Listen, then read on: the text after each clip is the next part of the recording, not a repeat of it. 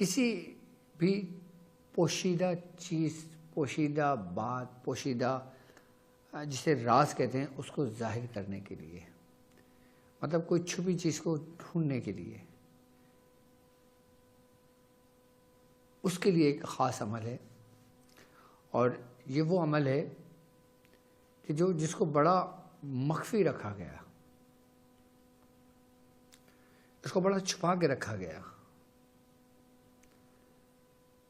اس عمل کے بارے میں یہ ہے کہ اس عمل کے پڑھ لینے سے ایک خاص بات انسان کے اندر یہ پیدا ہوتی ہے، اس سالک کے اندر، کہ وہ چھپی باتوں کو جان لیتا ہے.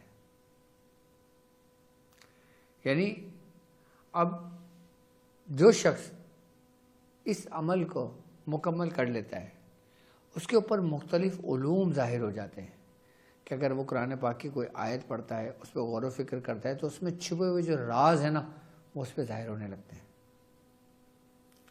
خاص کر یہ عمل ان لوگوں کے لیے ہے جو عالم دین ہیں، جو عالم بن رہے ہیں. کوئی علامہ کا کورس کر رہا ہے، کوئی درس نظامی کر رہا ہے، کوئی مختلف دنیاوی معاملات میں کورس کر رہا ہے. ان لوگوں کے لیے جو طالب علم ہیں. اب طالب علم چاہے وہ دنیاوی علوم کے ہوں، یا پھر روحانی علوم کے ہوں، یا پھر دینی علوم کے ہوں، جہاں بات علوم کی آئے گی، علوم یقیناً ایک چھپا ہوا ہی ہے، اور اس کو جاننے والا، اس پہ مہارت رکھنے والا ہی وہ عالم کہلاتا ہے. یعنی کہ جو جانتا ہے. اب کوئی فزکس میں ماسٹرز ہے، کوئی کیمسٹری میں ماسٹر ہے، کوئی فقہ میں ہے، تو کوئی دورہ حدیث میں ہے، تو کوئی میتھ میں ہے. ہر شخص آپ کو اپنے فن میں ماہر ملے گا. لیکن یہ عمل ایسا ہے کہ یہ چھپی چیز آپ پہ ظاہر کرتا ہے. چھپی چیزوں میں یہ بھی ہوتا ہے، اگر کوئی مریض آپ کے اوپر آیا، اس کے اوپر چھپا ہوا جادو ہے، وہ ظاہر ہو جائے گا آپ کا. اس پہ کوئی چھپا ہوا شیطان موجود ہے، وہ آپ پہ ظاہر ہو جائے گا. اس پہ کوئی چھپی ہوئی نیگیٹیوٹی ہے کہ جو خود کو ظاہر نہیں کر رہی لیکن تکلیف دے رہی ہے، وہ چیز ظاہر ہو جائے گی. کتنا خاص عمل ہے آج کا. اگر آج کے عمل کی ہم تھوڑی سی حقیقت سمجھ لیں، حقیقت جان لیں، تو ہم اس عمل کی معرفت کو پالیں گے، کہ اس عمل کی حقیقت کو پتہ لگ جائے گا آپ کو. اب آپ روحانیت کے علوم سیکھنا چاہتے ہیں، آپ میرے ساتھ اس سفر میں چل رہے ہیں. اس سفر میں چلنے میں چھپے ہوئے جو راز ہیں، وہ آپ پر ظاہر ہونے شروع ہو جائیں گے. اس کی برکتیں ظاہر ہونے شروع ہو جائیں گی. اس کے جو معاملات ہیں وہ آپ پہ ظاہر ہونے شروع ہو جائیں گے. اب وہ ظاہر ہونا چاہے مشاہدے کی حالت میں ہو، چاہے خواب کی حالت میں ہو، یا چاہے جاگتی آنکھوں کی حالت میں ہو، چاہے بیداری کی حالت میں ہو، ہوتی ضرور ہے، کیونکہ اس عمل کا نام ہی ظاہر کرنے کو ہے. ایک شخص میڈیکل پڑھ رہا ہے، میڈیکل میں بڑے چھپے ہوئے راز ہیں انسان میں. 90% انسان کے اندر جو موجود ہے وہ میڈیکل میں پڑھایا ہی نہیں جاتا، کیونکہ اس کے بارے میں کوئی جانتا ہی نہیں ہے. صرف 10% پڑھایا جاتا ہے جو بندہ ڈاکٹر بنتا ہے، کیونکہ لقد خلقنا الانسان فی احسن تقویم. انسان کو جاننا اتنا آسان نہیں ہے.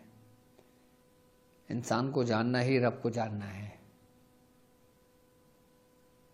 کہ جس نے انسان کو پہچان لیا، انسان کی حقیقت کو جان لیا، وہ اپنے رب کے قریب ہو گیا.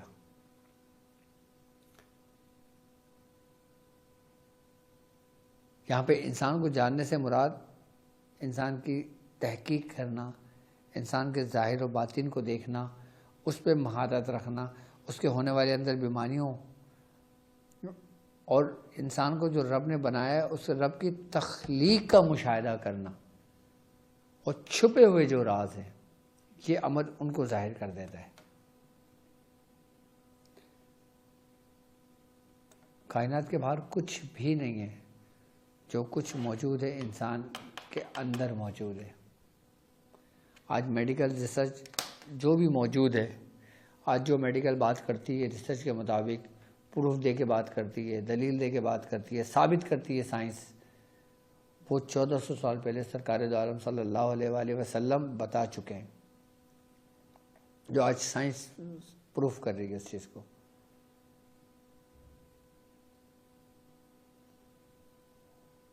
سرکار دو عالم صلی اللہ علیہ وآلہ وسلم کی احادیث مبارکہ جو کچھ بھی موجود ہیں، ہم سے زیادہ ہم تو کرتے ہی کرتے ہیں، لیکن ہم پڑھتے ہیں، ہم سے ثواب حاصل کرتے ہیں، لیکن جو دوسرے مذاہب کے لوگ ہیں نا، جو سائنسی دنیا میں انقلاب برپا کرتے ہیں، وہ باقاعدہ طور پہ حضور کی اقوال پر باقاعدہ طور پہ ریسرچ کرتے ہیں کہ اللہ کے نبی نے یہ فرمایا تو کیوں فرمایا، اس کا ریزن کیا ہے، اس کی وجہ کیا ہے۔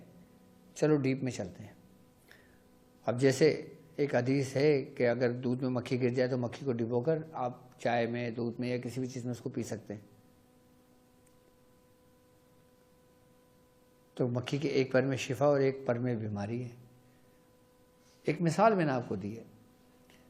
اب جب انسان نے یہ دیکھا کہ آپ نے فرمایا کہ ایک میں بیماری اور ایک میں شفا ہے، تو اس پہ ریسرچ ہوئی، اور جب ریسرچ ہوئی تو باقی اس بات پہ ثابت کیا انہوں نے کہ اس میں ہے ایسا۔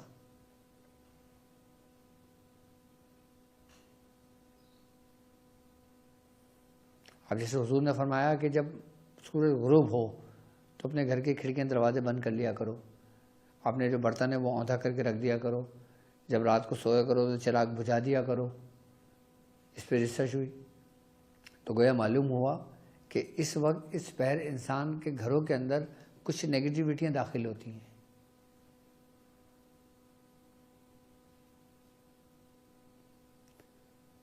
تو حضور کا فرمان حق ہے، لیکن ہم نے اس کو صرف ثواب کی نیت سے پڑھا، لوگوں کو ثواب کی نیت سے بتایا، لوگوں کو ثواب کی نیت سے کیا، لیکن ہم نے اس پہ ریسرچ نہیں کی۔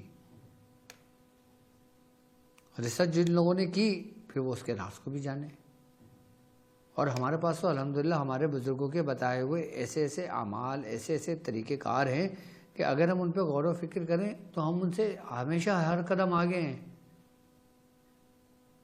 اگر وہ خود کو 10 قدم سمجھتے ہیں تو ہم جب وہ 10 قدم پہنچتے تو ہم ہی کھڑا ہوا دیکھتے ہیں،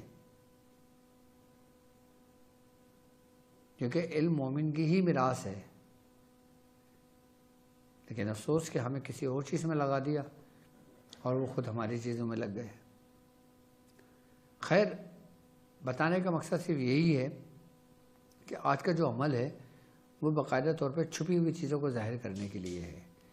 اب آپ کی روحانیت بھی آپ کے اندر چھپی ہوئی ہے، آپ کے گناہ بھی آپ کے اندر چھپے ہوئے ہیں، آپ کی نیکیاں بھی آپ کے اندر موجود چھپی ہوئی ہیں، بیماریاں بھی چھپی ہوئی ہیں۔ اگر ہم اس کے بارے میں جان لیں تو احتیاطی تدابیر کے ذریعے ہم اس کا علاج کر سکتے ہیں۔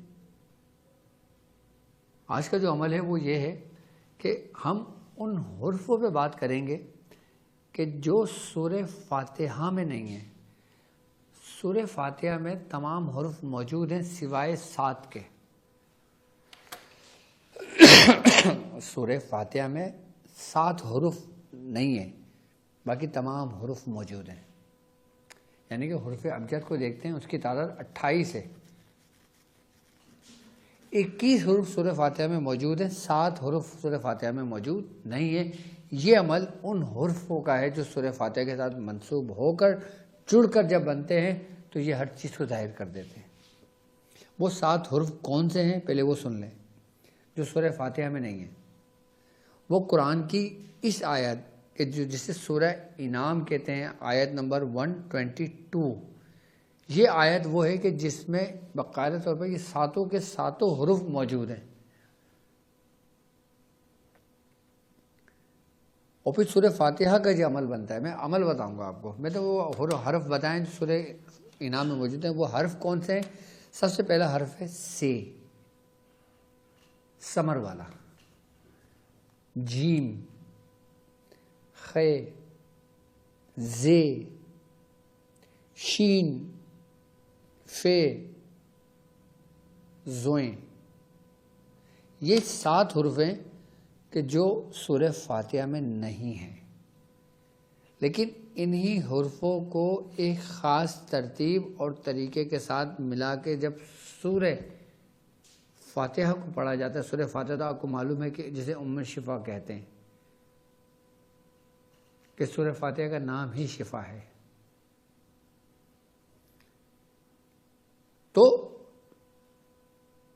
جب بزرگ فرماتے ہیں کہ ان 7 حرفوں کو سورہ فاتحہ کے ساتھ اس خاص ترتیب کے ساتھ پڑھیں تو ہر چیز انسان پہ ظاہر ہو جاتی ہے.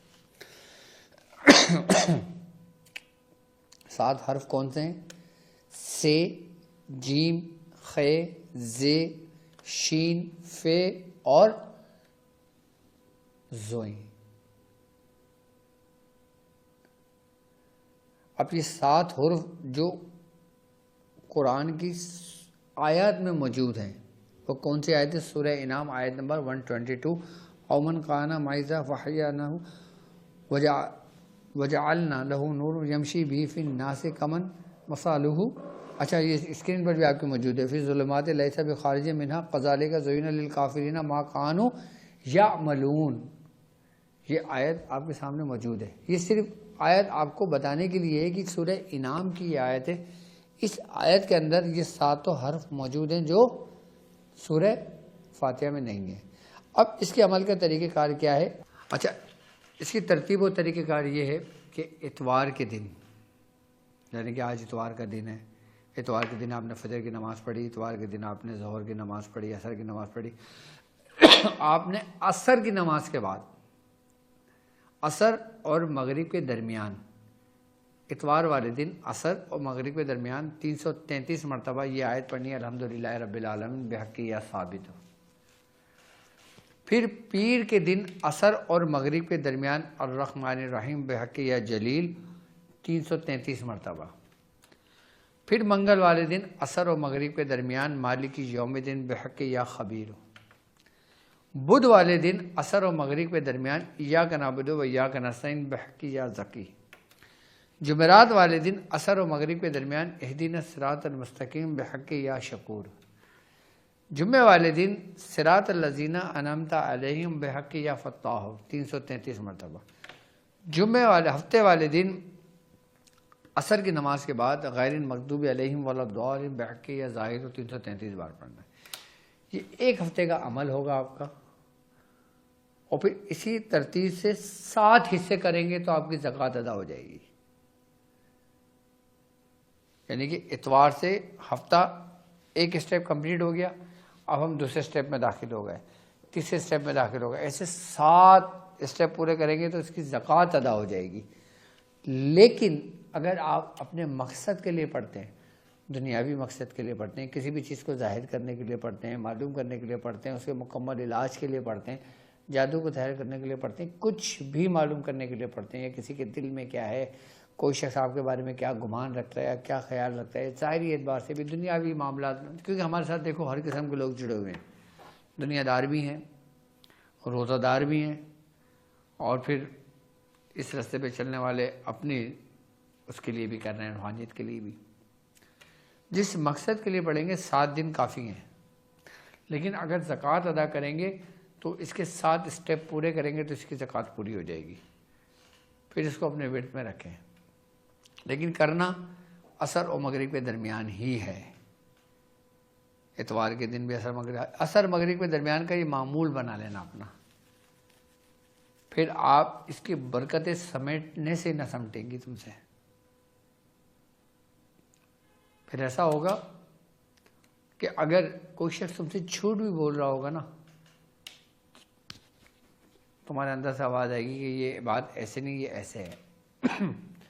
اگر کوئی کاروبار کر رہے ہوگے، کسی سے ڈیل کر رہے ہو، تو آپ کے دل میں بات آئے گی یار یہ نہیں کر، اس کو چھوڑ دے، اس کو اس طرح کرو، اس کو یہ کرو، اس کو وہ کرو، فلاں جگہ جانا بہتر ہے، فلاں جگہ جانا بہتر نہیں ہے، فلاں کام کرنا بہتر ہے، فلاں کام کرنا بہتر نہیں ہے، اس وقت یہاں جاؤ، اس وقت یہاں نہ جاؤ، اس وقت اس محفل میں شریک ہو، اس وقت شریک نہ ہو. سب تمہارے اپنے اندر سے آواز آئیں گی، کیونکہ انسان کی جو چھپی ہوئی فراست ہے نا، یہ اس تک کو ظاہر کر دیتی ہے. کیسا عمل ہوگا اور کتنا زبردست عمل ہوگا. آپ ذرا کریں تو صحیح اس عمل کو، آپ کو پتہ لگے گا. بیاض شاذلیہ میں اس کو اسی ترتیب کے ساتھ نوٹ کرنا. اچھا، پڑھا صرف آیت جائے گی. جو میں نے سورہ انعام کی آیت پڑھی ہے یہ نہیں پڑھنا، یہ صرف آپ کو بتایا ہے کہ اس آیت کے اندر یہ 7 حرف موجود ہیں. یہ وہ 7 حرف ہیں جو سورہ فاتحہ میں نہیں ہیں، لیکن جب ان 7 حرف کی روحانیت کو سورہ فاتحہ کی روحانیت میں ملاتے ہیں تو پھر ہم اپنے مقصد کے لیے اس کو پڑھ سکتے ہیں کہ اس سے ہمیں برکتیں ملیں، اس سے سورہ فاتحہ کی برکت سے ہمارا کام ہو، سورہ فاتحہ کی برکت سے ہمیں شفا ملے، اس کے وسیلے سے ہمیں شفا ملے. تو جو لوگ کرنا چاہتے ہیں میری طرف سے ان لوگوں کو اجازت ہے.